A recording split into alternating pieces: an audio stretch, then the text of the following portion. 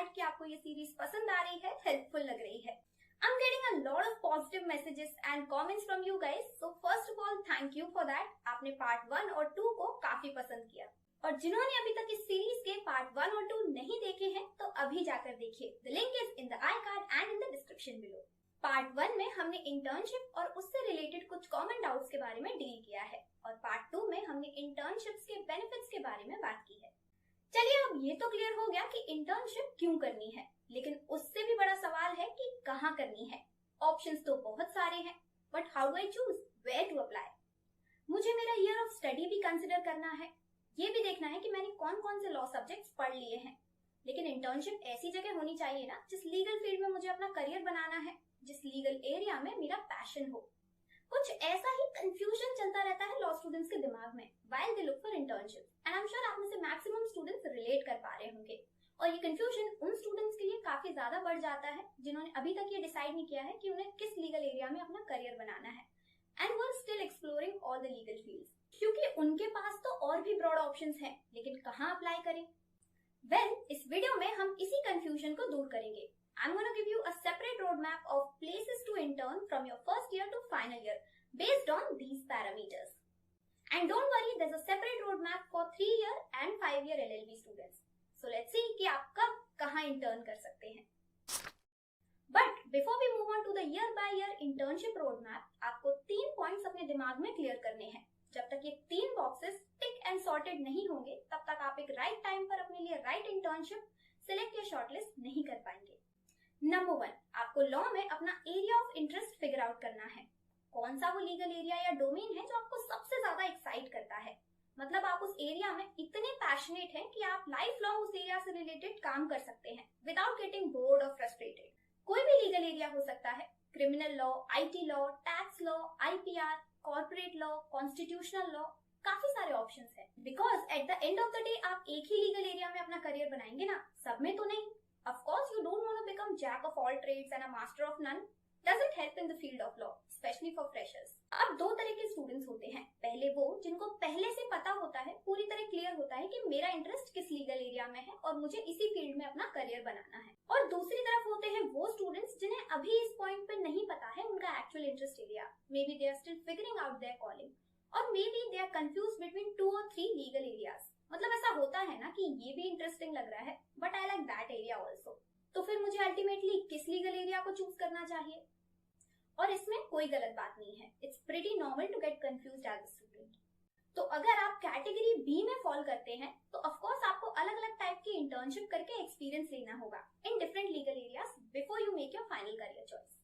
और वो आप कैसे करेंगे ये हम वीडियो में आगे डिस्कस करेंगे जब हम इंटर्नशिप रोड मैप्स के बारे में बात करेंगे। So for now, category B students need not check the rest of the boxes. Alright, Step 1 checked. Now, A category students, आपने first step clear कर लिया, which means you know your interest area in law. Well and good. अब second step, आपको अपने interest area के अंदर एक particular sector choose करना है, जिसमें आप specialize करना चाहेंगे, जिस sector के बारे में आप और deeply जानना चाहेंगे और सीखना चाहेंगे। For example, आपने अपना interest area choose किया है, let's say intellectual property rights. तो उसमें आपको एक पर्टिकुलर सेक्टर चुनना है जिसमें आपका सबसे ज्यादा इंटरेस्ट है। Is it patents, copyright, trademark, trade secrets, what is it? Similarly, अगर आपका कोई और लीगल एरिया है तो उसमें भी एक पर्टिकुलर सेक्टर फिगर आउट कीजिए which is your forte in that area, और you want to learn more about it.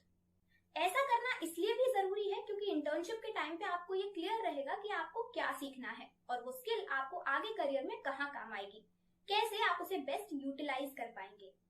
अब आप में से कई व्यूअर्स के दिमाग में ये सवाल आ रहा होगा कि मैम सिर्फ एक स्पेसिफिक सेक्टर ही क्यों चूज करना है। हमने तो कितने एडवोकेट्स को देखा है मल्टीपल स्पेशलाइजेशंस में डील करते हुए। वेल, यू आर राइट, लेकिन अभी आप लॉ स्कूल में लर्निंग स्टेज पर हैं और लॉ का हर एरिया इतना वास्ट है कि आप सब कुछ एक साथ नहीं सीख सकते। अगर आप एक्सपर्टीज हासिल करना चाहते हो, then it has to be one at a time, and with time you can master in multiple areas. But for now, let's just stick to one. Step 2, check. Okay, तो अब एरिया भी clear है और specialisation sector भी clear है। Now comes the third step. आपको वो skills list down करनी है जो आपके चुने हुए सेक्टर में करियर बनाने के लिए जरूरी है, यानी कि आनी ही चाहिए। और फिर आपको उस लिस्ट में देखना है कि कौन सी वो स्किल्स हैं जो आपको आती हैं और कौन सी वो स्किल्स हैं जो अभी आपको सीखना बाकी है। Segregate the skills on this basis ताकि आपको पता हो कि आपका लर्निंग टारगेट क्या है। Let's just take the same old example. आपने लीगल एरिया चूज किया, intellectual property rights, and let's say you selected patent law as the specific sector you want to learn about in your prospective internship. तो patent law में career बनाने के लिए कौन कौन सी स्किल्स रिक्वायर्ड है? Drafting, technical knowledge to some extent, then researching skills because you have to run an online patent search to see that it's a new invention. Good communication skills क्योंकि आपको client से invention के बारे में हर छोटी से छोटी चीज पता करनी होती है, एग्रीमेंट के टर्म्स डिस्कस होते हैं, so communication is a must. Then you need to have a very good understanding of agreements and mind you, patent related agreements are quite complex and tricky. मान लीजिए इन 5 स्किल्स में से 2 skills ऐसी हैं जो आपको आती हैं और बाकी 3 स्किल्स आप सीखना चाहते हैं, तो इस केस में आप उन प्लेसेस को शॉर्टलिस्ट कर पाएंगे इंटर्नशिप के लिए जहां पे आप क्वालिटी कंट्रीब्यूशन कर सकते हैं उन स्किल्स के थ्रू जो आपको आती हैं, और आप वो स्किल्स भी सीख पाएंगे which you are not good at yet. Point क्या है? आपका एम क्लियर होना चाहिए। Be very true to yourself. आपको ये पता होना चाहिए कि आपको क्या आता है एंड मोर इम्पोर्टेंटली क्या नहीं आता है। ये सेल्फ अवेयरनेस रहेगी तो आप सही इंटर्नशिप चूज करोगे अप्लाई करने के लिए और बेटर वे में सीख भी पाओगे। Step 3, check. Now after checking all of these 3 aspects, I think you are ready for your internship hunt. आगे बढ़ने से पहले एक बहुत इंपॉर्टेंट बात, मैंने ये काफी ज्यादा नोटिस किया है स्टूडेंट्स में, that when it comes to internships सबको टायर 1 लॉ फर्म्स में जाना है। Top companies, big organisations, high profile supreme court lawyers को टारगेट करते हैं। Everyone is blindly running behind these big shot players to mention in your CV.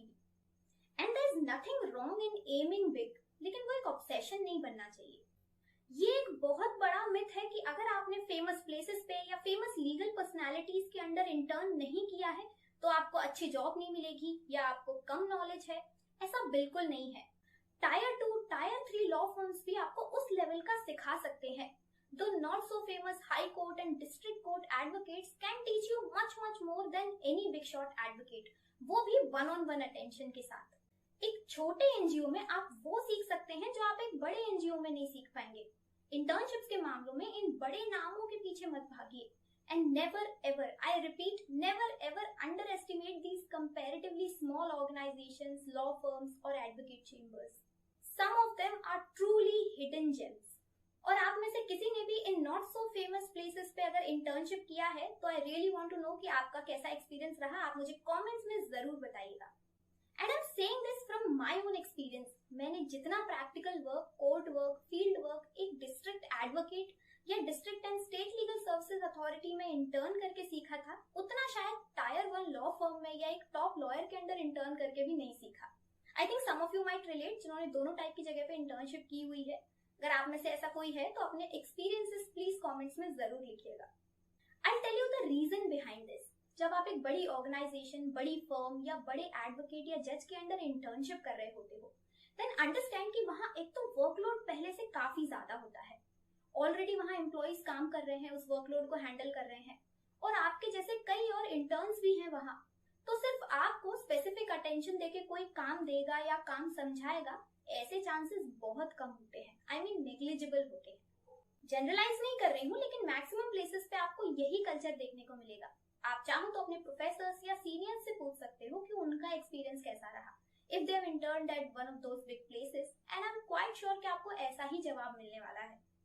ऐसे top tier places में आपको थोड़ा एक्स्ट्रा माइल जाके काम मांगना पड़ता है, फीडबैक मांगना पड़ता है। You have to work much harder to get noticed, and on the top of it आपसे ये एक्सपेक्टेड होता है कि आपको मैक्सिमम चीजें, मैक्सिमम स्किल्स पहले से आती हो, ताकि आप वर्क में कंट्रीब्यूट कर पाए और उन्हें आपको हर छोटी से छोटी डिटेल समझानी ना पड़े। Reason, big organization, more work pressure, more rush, तो जस्टिफाइबल है, you can't complain on that. ऐसी जगहों पे बहुत मिनिमल चांसेस है कि आप क्लाइंट से डायरेक्टली कम्युनिकेट कर पाओ, किसी डील का एक्चुअल डॉक्यूमेंटेशन कर पाओ, या फिर किसी एग्रीमेंट को बिना कॉन्फिडेंशियलिटी कंस्ट्रेंट्स के पढ़ पाओ। बेसिकली इंटर्न्स का काम काफी रिस्ट्रिक्टेड होता है, तो आपको एक्चुअल एक्सपोजर उतना नहीं मिल पाएगा, unless it's your 3rd or 4th internship with that firm और ऑर्गेनाइजेशन। वहीं अगर आप किसी डिस्ट्रिक्ट एडवोकेट के साथ इंटर्नशिप कर रहे हो या फिर एक छोटी लॉ फर्म में इंटर्न हो, basically the ground level organisations, तो वहां आपको काफी कुछ सीखने और करने को मिलेगा. Those small law firms, if you're a good intern there, I'm telling you, some of them actually let you talk to clients, follow up with the agreement formation, go to court and do the official work, plus they teach you one-on-one. And the exposure you get is immense. वहाँ आपका काम notice होने के ज्यादा chances हैं. एक district advocate आपको वकालत की वो बारीकियां सिखा सकता है जो एक फेमस हाई कोर्ट या सुप्रीम कोर्ट लॉयर आपको बिठा के नहीं सिखाएगा.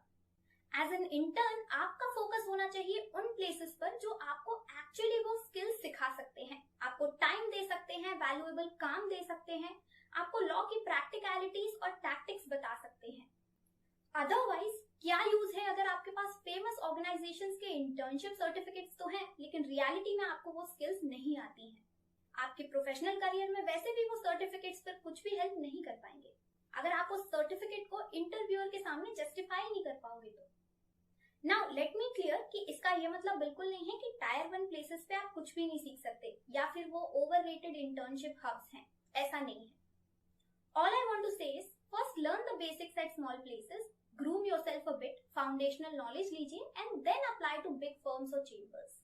इससे क्या होगा कि आप एक्चुअली वहां काम में कंट्रीब्यूट कर पाओगे, आपको इंस्ट्रक्शन समझने में प्रॉब्लम नहीं आएगी, आप अंडर कॉन्फिडेंट फील नहीं करोगे, आपकी वर्क स्पीड हाई होगी, आप टाइम पे क्वालिटी वर्क सबमिट कर पाओगे. तो ज्यादा चांसेस है ना कि टीम के सीनियर्स आपके काम को नोटिस करेंगे. ऐसे ही candidates pre placement offer fetch कर पाते हैं. और इन केस अगर ऐसा हुआ कि आपको अपनी पूरी लॉ स्कूल जर्नी में किसी भी टायर 1 फर्म में इंटर्नशिप नहीं मिली या किसी भी फेमस प्लेस पे इंटर्नशिप नहीं मिली फॉर दैट मैटर, तो भी कोई प्रॉब्लम नहीं है. It's not the end of the day अगर आपको वो स्किल्स आती हैं जो इस प्रोफेशन में सक्सेसफुल होने के लिए चाहिए. Big names on your CV is not mandatory at all. Let me tell you, there are plenty of students who never went to an NLU, never interned at supposedly big or famous places, and still successfully landed at good jobs with decent packages. So all that matters is what you bring to the table at your workplace. Point is कि आप aim करो tyre 1 law firm में internship के लिए, बड़ी company में internship के लिए, but don't get disheartened if you don't get there. Believe me, it's not going to define your career in the future. इसीलिए आगे चल के अपने फेलो स्टूडेंट्स के सीवी में अगर आप बड़े नाम देखें तो अपना कॉन्फिडेंस लूज करने की जरूरत बिल्कुल नहीं है. Be confident on your skills and that's what it takes to be successful. So, with this idea in mind, let's move on to the internship roadmap for 3-year and 5-year LLB students. इस road map में हम ये देखेंगे कि year by year आप कहाँ intern कर सकते हैं based on the subjects you have studied, based on your interest areas and based on the skills that you have. And yes, ये एक टेंटेटिव रोड मैप है, इसमें आप अपने अकॉर्डिंग चेंजेस भी कर सकते हैं. शुरुआत करते हैं 5 ईयर LLB स्टूडेंट से. तो जिन स्टूडेंट्स ने अभी तक अपने लिए कोई करियर ऑप्शन चूज नहीं किया है और जिनको अपना इंटरेस्ट एरिया भी नहीं पता है लॉ में, उनको क्या करना है, अलग अलग टाइप की इंटर्नशिप करनी है डिफरेंट प्लेसेस पे, ताकि वो ये समझ सकें कि उनका इंटरेस्ट एरिया किस लीगल एरिया में है. अब अभी ये काफी ब्रॉड साउंड कर रहा है, right? So let's break it down a bit. Ideally एक लॉ स्टूडेंट को 6 टाइप की इंटर्नशिप जरूर करनी चाहिए, फिर चाहे वो किसी भी कैटेगरी में आता हो, उसने अपना करियर पाथ चूज कर लिया हो या फिर वो अपने इंटरेस्ट एरिया को लेकर बिल्कुल क्लूलेस हो.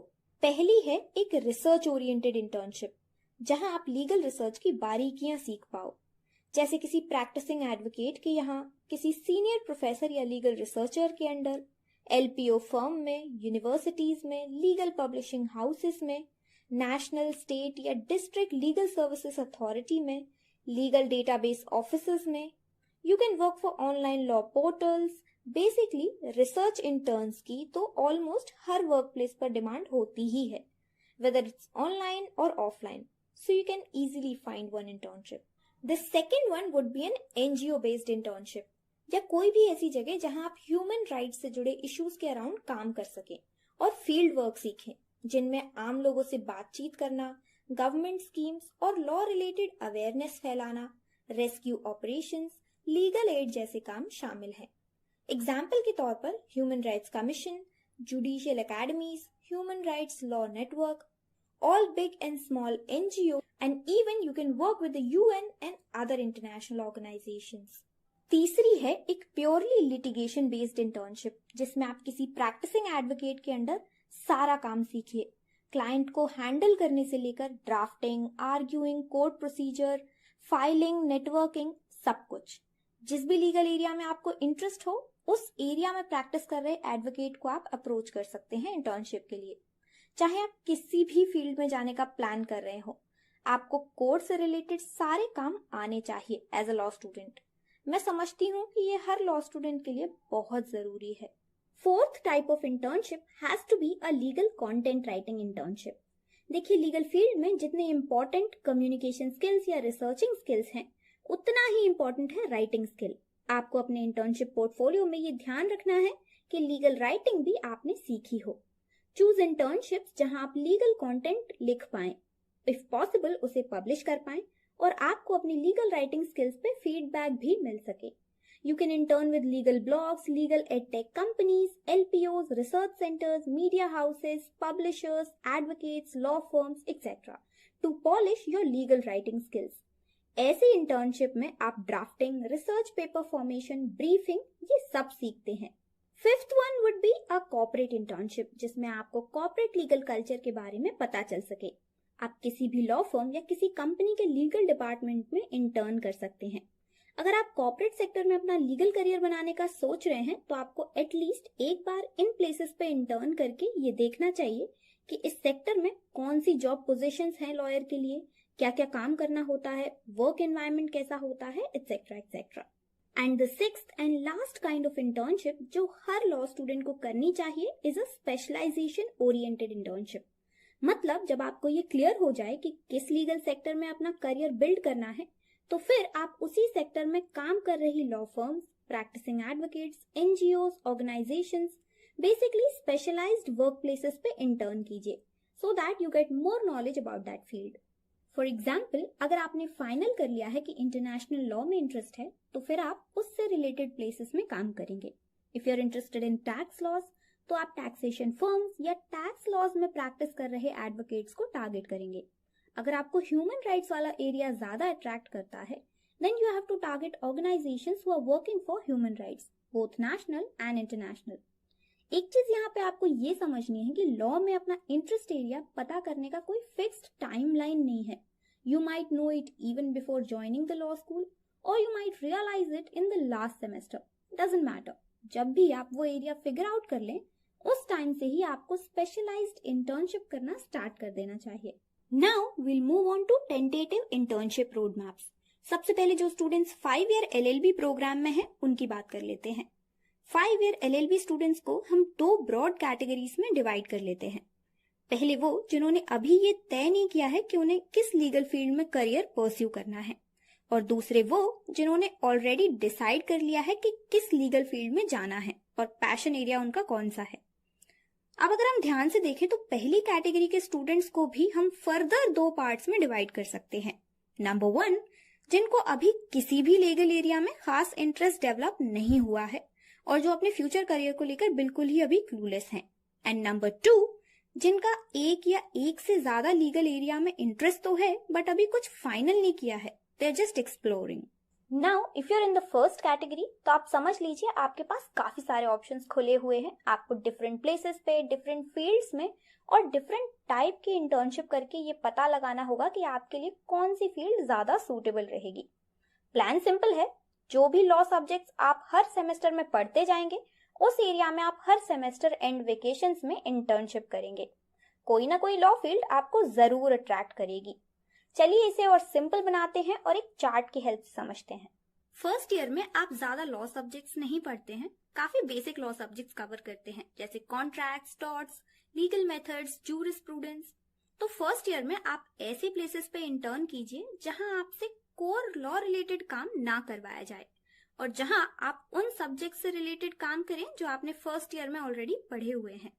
आप कोई एनजीओ चूज कर सकते हैं, किसी सिविल लॉयर के पास काम कर सकते हैं जहां आप एग्रीमेंट्स को समझ पाएं, टॉर्ट्स रिलेटेड केस को पढ़ें, कोर्ट में हियरिंग कैसे होती है, आर्ग्यू कैसे करते हैं लॉयर्स, ये सब देखें। आप किसी लीगल कंटेंट राइटिंग इंटर्नशिप में भी एनरोल कर सकते हैं। There are plenty of legal blogs you can write for. इसके अलावा आप गवर्नमेंट डिपार्टमेंट्स में भी इंटर्न कर सकते हैं फर्स्ट ईयर में, जैसे human rights commission, national, state या district legal services authority, judicial academies वगैरह। आपको अपने फर्स्ट ईयर में बेसिकली फोकस क्या करना है, इस बात पे फोकस करना है कि आप पहले बेसिक सीखें, कोर्ट वर्क, फील्ड वर्क कैसे होता है, बेसिक डॉक्यूमेंटेशन कैसे होता है, एफिडेविट, वकालतनामा, प्लेंट, रिटन स्टेटमेंट, एग्रीमेंट्स, ये सब कैसे बनते हैं, कहाँ सबमिट होते हैं, ये सब कुछ जो है आपको सीखना है। एंड यस, आप फर्स्ट ईयर में रिसर्च बेस्ड इंटर्नशिप भी कर सकते हैं, जहां आप ये सीख पाएं कि लीगल रिसर्च कैसे करनी है। You can intern for a blogging website or in an advocate chamber. अगर district advocate हो तो better होगा। You can choose any edtech company also for this. Coming to second year. अब second year से आपके major law subjects जो है वो start हो जाते हैं, जैसे constitution, criminal laws, family laws, administrative law।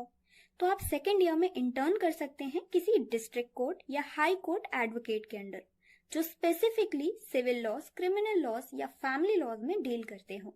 आप एडवोकेट की जगह किसी लॉ फर्म में भी जा सकते हैं, ताकि आप उस टाइप के सब्जेक्ट मैटर्स से कैसे डील करते हैं ये सीख सकें। कॉन्स्टिट्यूशनल लॉज को और थोड़ा अच्छे से समझना अगर आप चाहते हैं तो आप गवर्नमेंट मिनिस्ट्रीज में भी इंटर्न कर सकते हैं, जैसे ministry of law and justice, Lok Sabha, Rajya Sabha, ministry of rural development. In fact government की कई स्कीम्स या प्रोजेक्ट्स में भी इंटर्न्स रिक्रूट किए जाते हैं, तो वो आप गूगल पे टाइम टू टाइम सर्च कर सकते हैं कि कब वैकेंसी आ रही है। अगर कल को आप ऐसे ही किसी गवर्नमेंट डिपार्टमेंट में काम करना चाहेंगे फ्यूचर में, तो ये एक्सपीरियंस आपके बहुत काम आएगा। इसके अलावा आप जर्नल पब्लिकेशंस के साथ भी इंटर्न कर सकते हैं, जैसे constitutional journals, criminal law reviews. ऐसे ही हर सब्जेक्ट एरिया से रिलेटेड जर्नल्स में internship vacancies time to time आती रहती हैं। यहाँ काम करने से आप research, editing, legal writing, proof reading, content creation, ये सब बेहतरीन तरीके से सीख पाएंगे। आप legal process outsourcing firms, legal journalism companies and media houses में भी इंटर्न कर सकते हैं। अब क्योंकि सेकेंड ईयर एंड तक आपने कॉन्ट्रैक्ट लॉ अच्छे से पढ़ लिया होता है, तो आप चाहें तो किसी स्टार्टअप या कंपनी के लीगल डिपार्टमेंट में भी इंटर्न कर सकते हैं। कोई लॉ फर्म या कोई एडवोकेट जो कॉन्ट्रैक्ट्स रिलेटेड सिविल केसेस से डील करते हो। यहाँ आपको पता चलेगा कि एग्रीमेंट्स का डिस्कशन कैसे होता है, टीम्स कैसे डिफाइन होती हैं, टर्म्स कैसे डिफाइन होती हैं, how they are drafted, what are the dos and don'ts, क्या लीगैलिटीज होती हैं, अलग अलग लीगल एग्रीमेंट्स में क्या डिफरेंस होता है, फॉर्मेट वाइज, लॉ वाइज। ये सब प्रैक्टिकली सीखेंगे तो आप समझ पाएंगे कि कॉन्ट्रैक्ट एक्ट का रियल एप्लीकेशन क्या है। थर्ड और फोर्थ ईयर में आप बाकी के मेजर लॉ सब्जेक्ट्स कवर करते हैं, जैसे international law, company law, property law, CPC, environmental law, intellectual property rights, tax laws, labour laws. तो आप इन एरियाज में काम कर रहे प्रोफेशनल्स और ऑर्गेनाइजेशंस के साथ इंटर्न कर सकते हैं to gain deeper practical knowledge in these areas.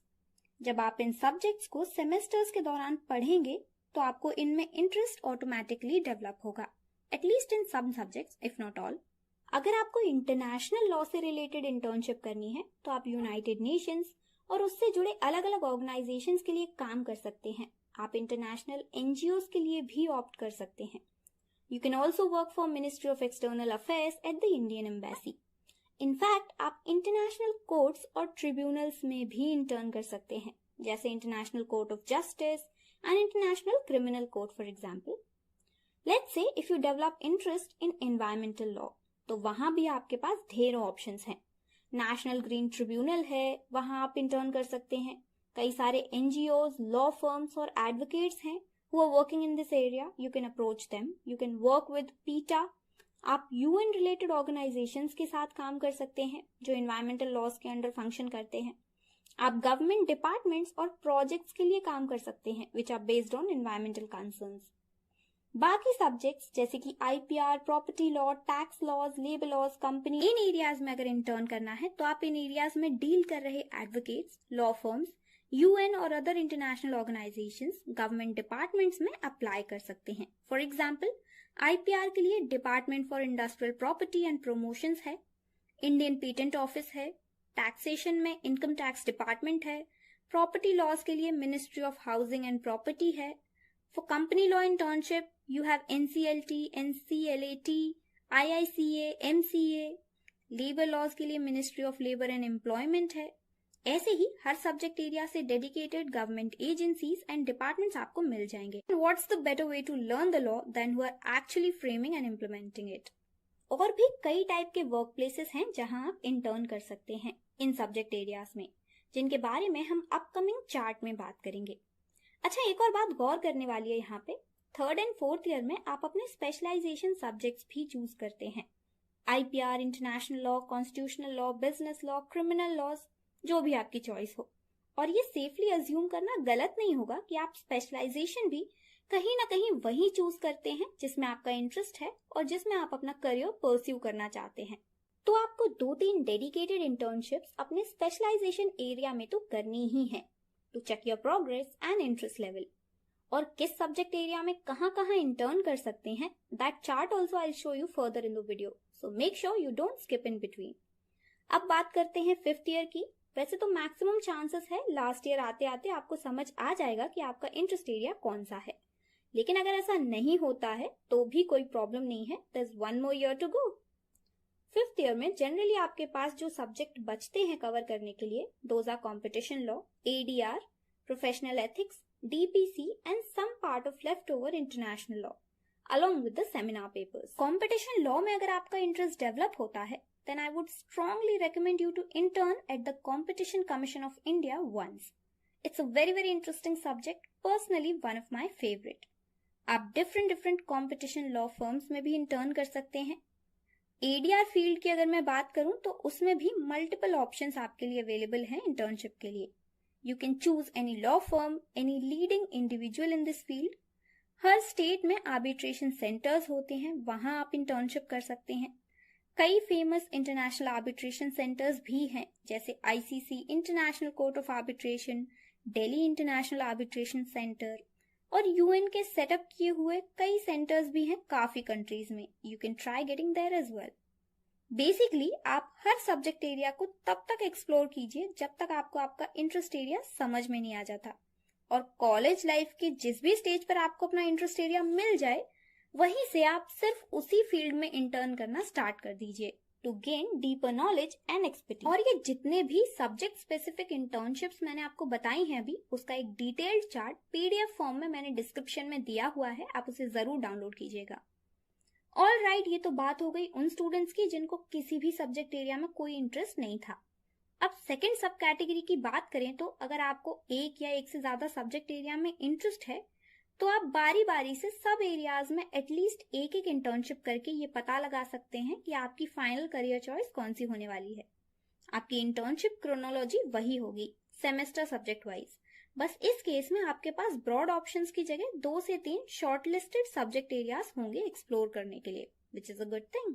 Very good. अब क्विकली बात कर लेते हैं सबसे सॉर्टेड टाइप के स्टूडेंट्स की, यानी कि वो जिन्होंने ऑलरेडी डिसाइड कर लिया है कि उनको कौन से लीगल एरिया में अपना करियर बनाना है।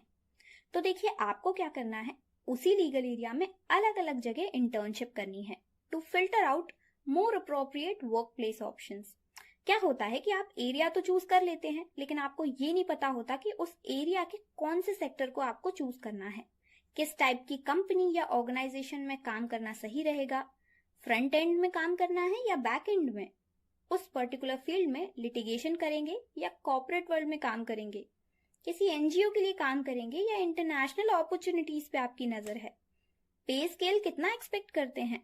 आप ये सारे स्टेप्स हैं, ये आप इवेंचुअली क्रॉस करते जाएंगे with your internship experience. And once all of these questions are clear, then your focus has to be very clear. आप फ्यूचर में जहां काम करना चाहते हो, जैसे टाइप का काम करना चाहते हो, उसी स्पेसिफिक वर्क प्लेस या वर्क टाइप पे फोकस करेंगे। एक एग्जाम्पल से समझते हैं। अगर आपको लॉ फर्म में काम करना है in let's say insolvency and bankruptcy, और आपको एक्स लॉ फर्म में ही जॉब चाहिए, तो आप उस एक्स लॉ फर्म में मल्टीपल टाइम्स इंटर्न कीजिए, उस फील्ड के बारे में सीखिए, try to gain a PPO। अगर उस फर्म में आपको जॉब नहीं भी मिली, तब भी आपके रेज्यूमे के देखकर कोई भी रिक्रूटर ये बता पाएगा कि आप उस फील्ड में रियली पैशनेट हैं, और ये चीजें आपको जॉब मिलने में काफी काम आएंगी। नाउ लेट्स सी कि सब्जेक्ट एरिया वाइज आप किन स्पेसिफिक प्लेसेस को टारगेट कर सकते हैं इंटर्नशिप के लिए।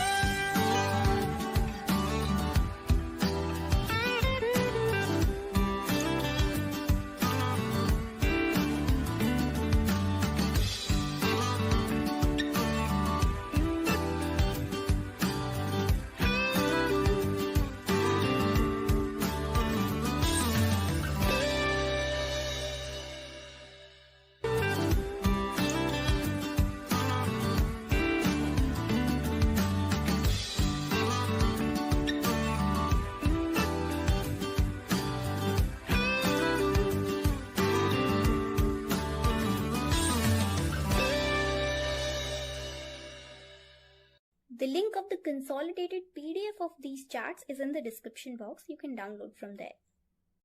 ये तो हो गया 5-year LLB students का internship roadmap. But what about the students who are pursuing 3-year LLB? क्या उनके लिए भी same roadmap applicable होंगे? Well, to an extent, yes. The only difference is कि 3-year LLB में आप BA, BBA, BCom, BSc related subjects नहीं पढ़ते हैं. आप सिर्फ law subjects पढ़ते हैं. And due to this reason, आप कई law subjects 5-year LLB वाले students से पहले cover कर लेते हैं. So with slight modification here and there, let's have a look at the internship roadmap for 3-year LLB students. For category A students, this is the roadmap.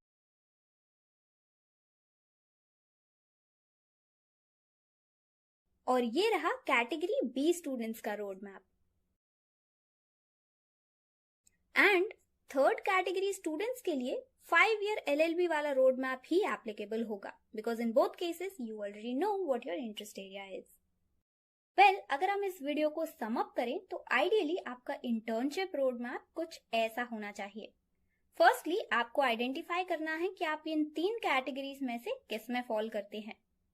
First category के students को अलग अलग type की internship करके ये पता लगाना है कि उनका इंटरेस्ट एरिया कौन सा है, और जिस भी स्टेज पर उन्हें अपना इंटरेस्ट एरिया समझ में आ जाए, बस वहीं से उन्हें स्पेशलाइज्ड इंटर्नशिप्स करना स्टार्ट करना है. सेकेंड कैटेगरी के स्टूडेंट्स को भी सेम काम करना है, बस फर्क ये रहेगा कि उनके पास फर्स्ट कैटेगरी के स्टूडेंट्स से कम ऑप्शंस होंगे एक्सप्लोर करने के लिए. और थर्ड कैटेगरी के स्टूडेंट्स को अपने इंटरेस्ट एरिया के अकॉर्डिंग स्पेशलाइज्ड इंटर्नशिप करनी है, ये पता लगाने के लिए कि उनके लिए सही वर्क प्लेस, सही तरीके का काम, कौन सा सेक्टर, स्पेसिफिक सेक्टर उनको चूज करना है. ये सारे जो कोर पार्ट होते हैं करियर चूज करने के लिए, वो सारे काम उनको अपनी इंटर्नशिप के दौरान करने हैं. बेसिकली आपको फिल्ट्रेशन करना है. I really hope this internship road map is gonna help you choose the right internship for you at the right time. Part 3 में बस इतना ही. In part 4 we are going to discuss how can you grab your dream internship. अगर आपको video पसंद आया हो तो लाइक जरूर कीजिएगा और मुझे कमेंट सेक्शन में बताइएगा जरूर कि आपको ये सीरीज पसंद आ रही है या नहीं. आपके कोई सजेशंस हो, क्वेरीज हो, क्वेश्चंस हो, वो भी आप कमेंट्स में पूछ सकते हैं. And don't forget to subscribe to Law Specters for the upcoming episodes of this series और ऐसे ही legally informative videos के लिए. Take care and thank you for watching.